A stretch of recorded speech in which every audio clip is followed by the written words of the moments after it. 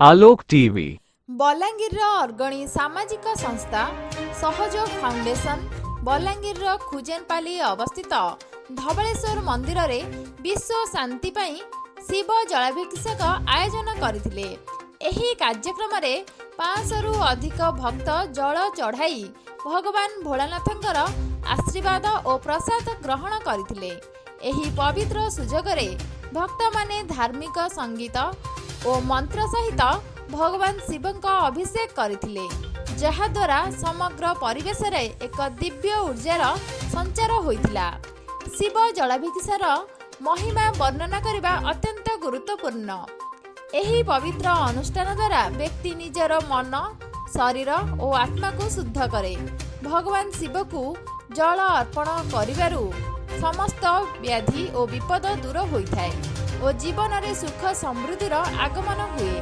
शिव जलाभिषेक भक्त मानकु मानसिक शांति और संतुलन दिए, जहारु सेमाने जीवनर समस्त चैलेंजर समस्त शक्ति मिले। भगवान शिवंक द्वारा भक्त मानक जीवन रे आत्माधिक उन्नति हुए और सेमाने सत्य धर्मर पथरे अग्रसर हुअन्ति।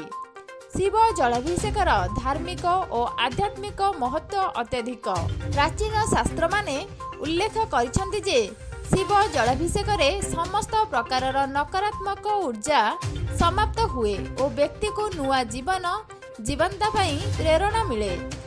शिवजींक जलाभिषेक करिबारु व्यक्ति को संपूर्ण जीवन रे शांति संतोष और समृद्धि मिले। शिव पुराण रे कुहा जाए जे जेउ भक्त सत्य मनरु भगवान शिवंक जलाभिषेक करे से मोक्ष पाई थाए और जीवनर समस्त संकटरु मुक्ति मिले।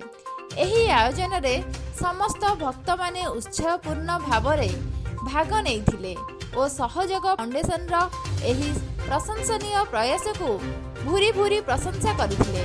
संस्था निजर एही चेष्टा माध्यम रे समाज रे धार्मिक और सांस्कृतिक जागरण करिछि।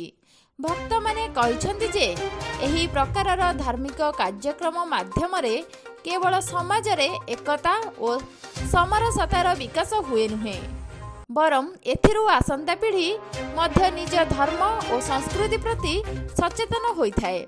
सहयोग फाउंडेशन एही आयोजन माध्यम रे समाज रे धार्मिक और सांस्कृतिक मूल्यबोध प्रति सचेतनता प्रचार करबा को चेष्टा करिछि, जहा निश्चिंत भावरे प्रशंसनीय।